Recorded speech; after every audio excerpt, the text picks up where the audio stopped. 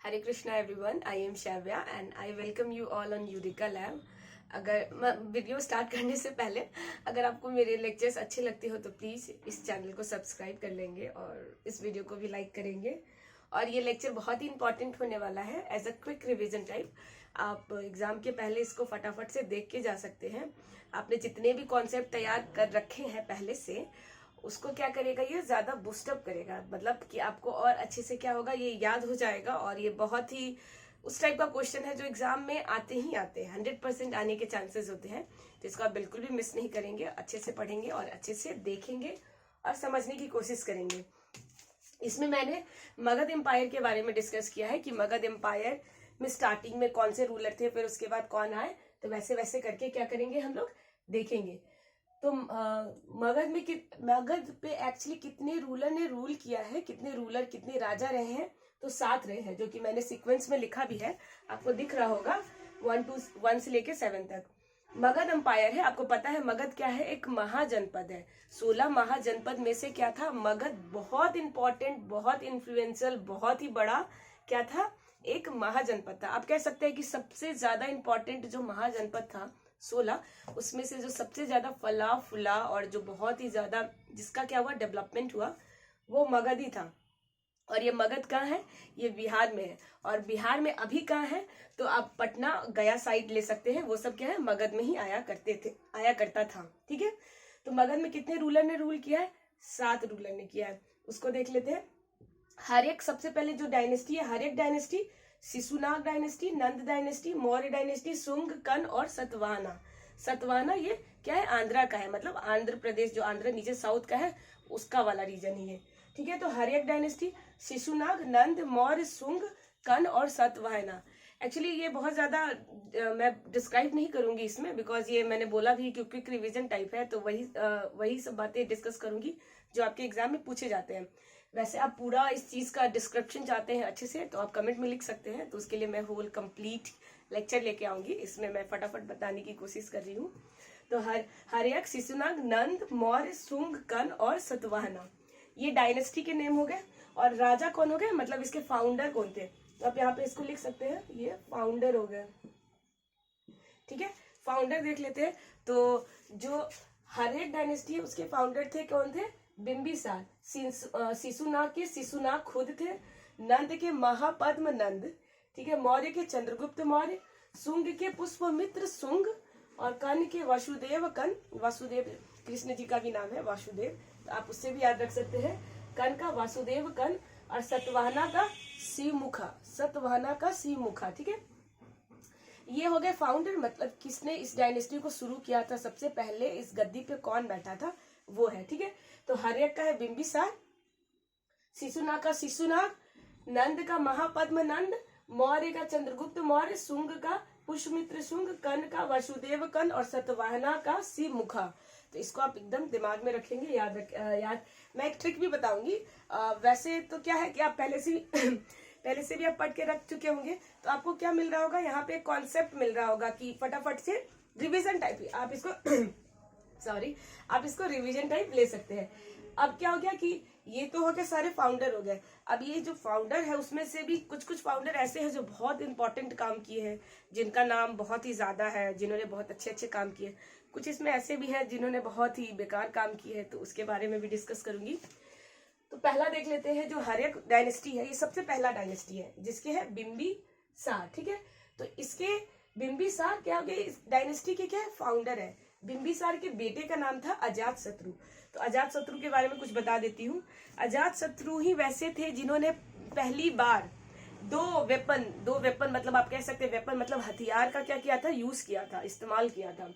और वो बहुत ही खतरनाक वेपन था। आपने अगर बाहुबली मूवी देखा है, पहला पार्ट और दूसरा पार्ट, उसमें दिखाया गया है। तो कौन सा वेपन है मैं बता देती हूँ। दो नए वेपन का इन्होंने क्या किया था, इस्तेमाल किया था, यूज किया था, पहली बार इन्होंने ही किया था। एक थे रथ मूसल और दूसरा है महाशील कंटक। एक तो रथ मूसल में रथ है, नाम है, तो रथ तो होगा ही, ऐसे आप देख ले रथ। ठीक है, रथ मूसल में क्या होता था कि यहाँ पे है ना, आपको ऐसे करके आप जाओगे तो क्या होगा, ये कटते चला जाएगा, ऐसे ऐसे गोला गोला 7 नीडल्स कह सकते हो कि आगे में लगा हुआ होता था। और वो जब भी आगे बढ़ता था तो क्या होता है, चारों तरफ जो भी उनको अटैक कर रहा है या उनके उस एरिया के आसपास आ रहा है तो उसका गर्दन खात्मा कर देता था। तो वैसे लिख सकते हो रथ मूसल, रथ मूसल, ठीक है। तो इस टाइप का होता था। एक है महाशिला कंटक। महाशिला कंटक, शिला का मतलब ही पत्थर होता है ना, शिला जैसे शिवलिंग होता है, उससे लिंक है, उस सेंस में बोल रही हूँ, आप प्लीज गलत ना समझे। तो क्या हो गया, शिला मतलब जैसे कि पत्थर होता है ना, तो देखो यहाँ पे लिखा हुआ भी है सील, महाशिला कंटक। तो इसमें क्या होता था कि ऐसे बना होता था, आप इसको ऐसे छोड़ोगे तो ये बड़ा सा पत्थर जाके क्या होगा, जिसको ऑपोजिशन है या जो आपके दुश्मन है उस पे जाके क्या करता था, अटैक करता था। बड़ा बड़ा सा पत्थर, ऐसे समझे कि आप उसमें डाल दिए हो, बड़ा सा पत्थर लोड कर दिए हो, आप उसको जैसे गुलाटी नहीं होता था, बिल्कुल गुलाटी की तरह, जैसे ये गुलाटी है ना, इसमें रस्सी लगा रहता था, ऐसे खींचो तो ऐसे जाता था, उस टाइप से आप इसको लिंक कर सकते हो। मैंने भी गुलाटी मारा है बहुत बहुत जोर से लगता है। और हम लोग इलास्टिक से भी तो करते थे, प्लास अगर गुलाटी नहीं बना पाते थे तो रबड़ को ही लगा लेते थे और कागज बीच में लगा के ऐसे मारते थे। तो वैसे ही है, गुलाटी ले लो या फिर रबड़ वाला जो आप स्कूल कॉलेज में खेला करते थे, बहुत जोर से लगता था ना, तो वैसे ही है। इसमें क्या है, पत्थर है, बहुत बड़ा बड़ा शिला है, उससे क्या होता था, आप सामने वाले को क्या करते थे, अपने दुश्मनों पे अटैक करते थे। तो रथ मूसल काटने फाटने वाला, और क्या हो गया महाशिला कंटक पत्थर से मारने वाला। तो इन्होंने क्या किया था, अजात शत्रु ने इस्तेमाल किया था पहली बार। और अजात शत्रु ने और क्या किया था, पहला बुद्धिस्ट काउंसिल के क्या थे, यही थे करता धरता, मतलब पहला बुद्धिस्ट काउंसिल जिन्होंने ऑर्गेनाइज किया था तो वो कौन थे, अजात शत्रु, ठीक है, जो कि 483 बीसी में हुआ था, 483 बीसी, ठीक है। तो पहला बुद्धिस्ट काउंसिल। अब इसी शिशुनाग में देख लेते हैं कि कुछ ऐसा इंपॉर्टेंट हुआ है या नहीं भी हुआ है। तो शिशुनाग के कौन है, शिशुनाग के खुद शिशुनाग है, और इनके बेटा है, इनके बेटा का नाम था काला अशोक। और आपको पता है काला अशोक ने क्या किया था, सेकेंड बुद्धिस्ट काउंसिल क्या किया था, ऑर्गेनाइज किया था। तो यहाँ पे लिखा हुआ भी है, ये बीसी का मतलब है बुद्धिस्ट काउंसिल, बुद्धिस्ट काउंसिल, ठीक है। तो क्या हो गया, काला अशोक ने क्या किया था, सेकेंड बुद्धिस्ट काउंसिल ऑर्गेनाइज किया था। और काला अशोक ने और भी इंपॉर्टेंट काम किया था, वो था कि कैपिटल शिफ्ट किया था, कैपिटल वैशाली से पाटलिपुत्रा शिफ्ट किया था। पहले वैशाली था, इन्होंने पाटलिपुत्रा शिफ्ट किया था। और इनका ही बेटा है उदयन, उदयन ने क्या किया था, पाटलिपुत्रा कैपिटल शिफ्ट किया था, मतलब जो कैपिटल था उसको पाटलिपुत्रा लेके आए थे वो। और कालाशोक ने क्या किया था, वैशाली से पाटलिपुत्रा लाए थे। और उदयन क्या है, पाटलिपुत्रा कैपिटल शिफ्ट किया था। ये सब काफी अच्छा कॉन्सेप्ट है, मतलब पूरा एक लेक्चर है इसमें, तो अगर आप बोलेंगे तो मैं वीडियोस बना दूंगी, अभी तो ब्रीफ में मैं आपको बता रही हूँ। और तीसरा देख लेते हैं नंद। नंद डायनेस्टी में क्या है, महापद्म नंद। तो अगर आपको इनके बारे में थोड़ा अच्छे से समझना है, ऐसे विजुलाइज करना है, होता है ना कोई चीज अगर सामने में विजुलाइज हो जाता है, उसका ऑडियो वीडियो दिख जाता है, 3D में दिख जाता है, तो वो चीज दिमाग में छप जाता है।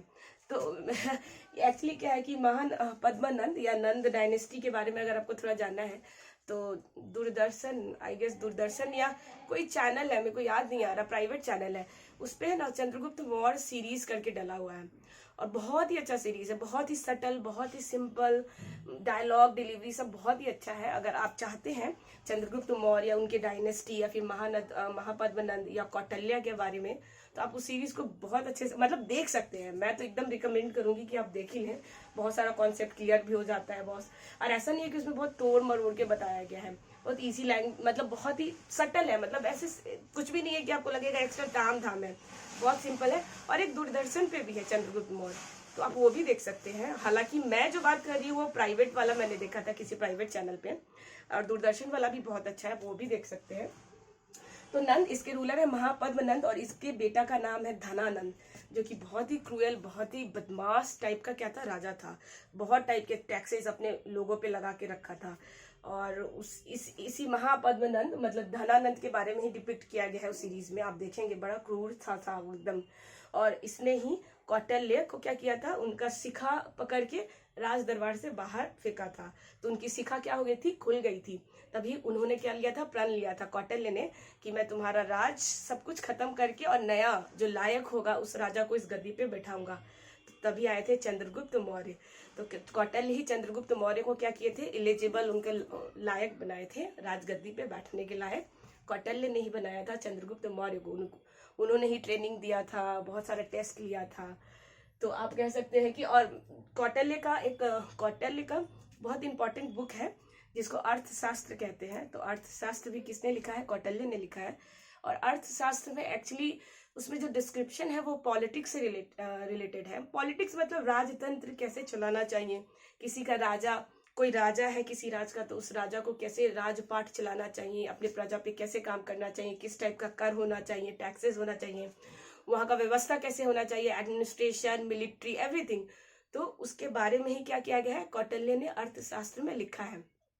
मेरे पास अर्थशास्त्र का बुक है, मैं आपको दिखाती हूँ। आपको ये देखें, अगर आपको दिख रहा होगा तो ये देखें, ये लिखा हुआ भी है अर्थशास्त्र बाय कौटिल्य, ठीक है। और आप चाहे तो आप भी पढ़ सकते हैं, ये ऑनलाइन अवेलेबल है। मैं ऐसे कोई प्रचार प्रसार नहीं कर रही हूँ, मैंने खुद अपने लिए मंगाया था, इसलिए मैं आपको दिखा रही हूँ बस। और इसका मैं एक इंडेक्स दिखा रही हूँ जो कि बहुत इंपॉर्टेंट है।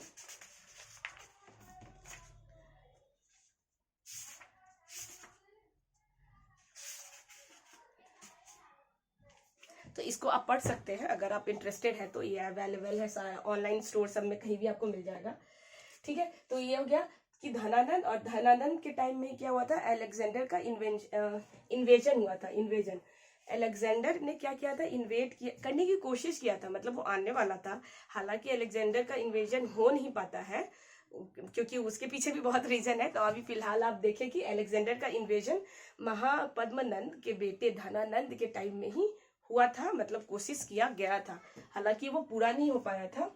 अब आ जाते हैं मौर्य। तो मौर्य, चंद्रगुप्त मौर्य। तो मौर्य यहाँ पे लिखा है चंद्रगुप्त मौर्य फाउंडर है और इसके राजा भी वही है, चंद्रगुप्त मौर्य है। चंद्रगुप्त मौर्य के बारे में तो बहुत ही अच्छी स्टोरी है, बहुत ही लायक और बहुत ही आप कह सकते हैं ना बहादुर राजा थे ये चंद्रगुप्त मौर्य। तो इनके बेटे का नाम था बिंदुसार, और बिंदुसार ने क्या किया था, पैट्रोनाइज किया था आजीविका।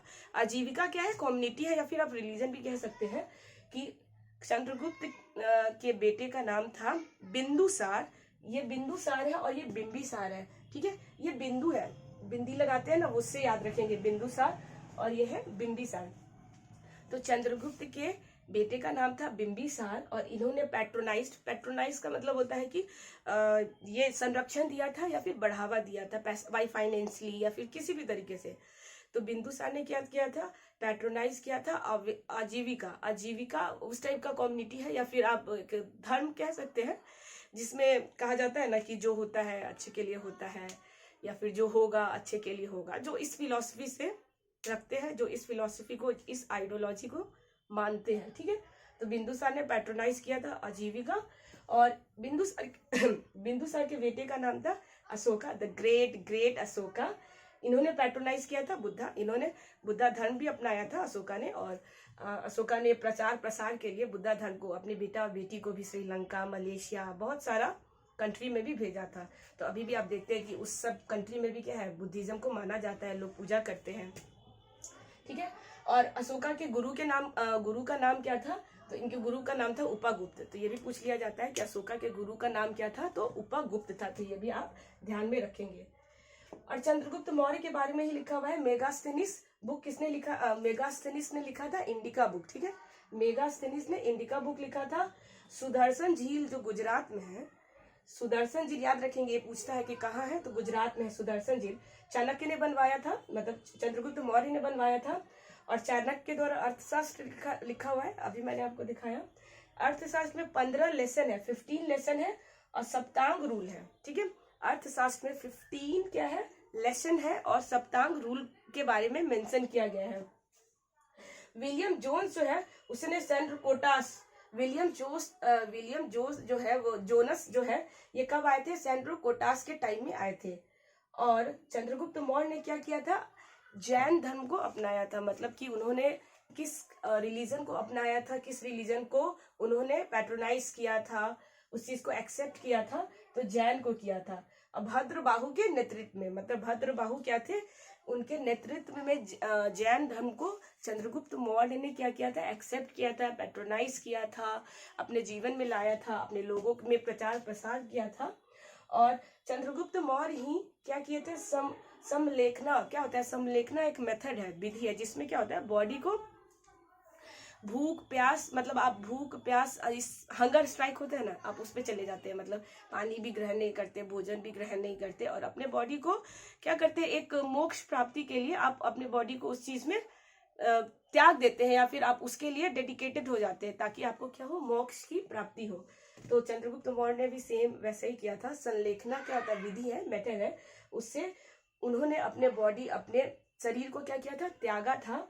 और ये कहाँ पे है सिचुएटेड कहाँ पे है? तो ये सरवन बेलगोला, जो कि कर्नाटका में है।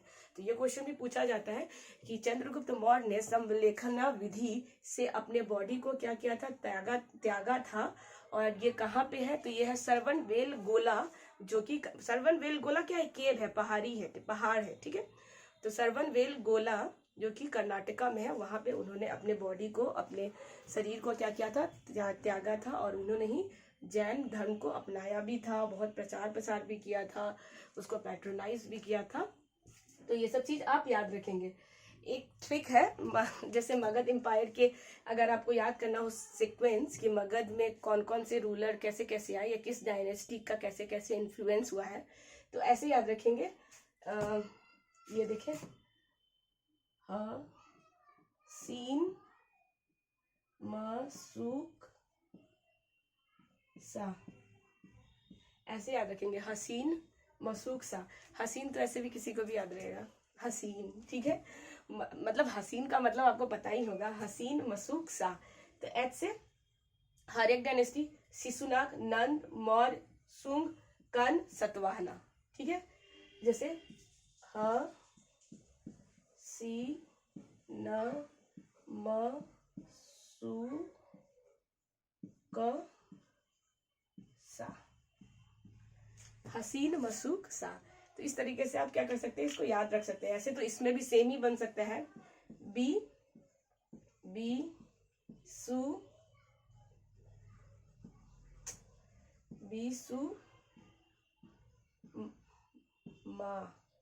बिसुमा, मतलब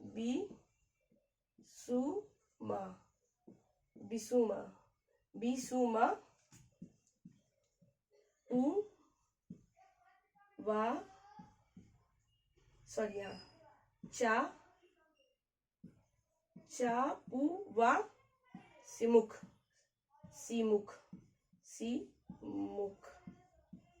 ठीक है। तो इसको भी ऐसे याद रख सकते हैं। फाउंडर कैसे कैसे है, तो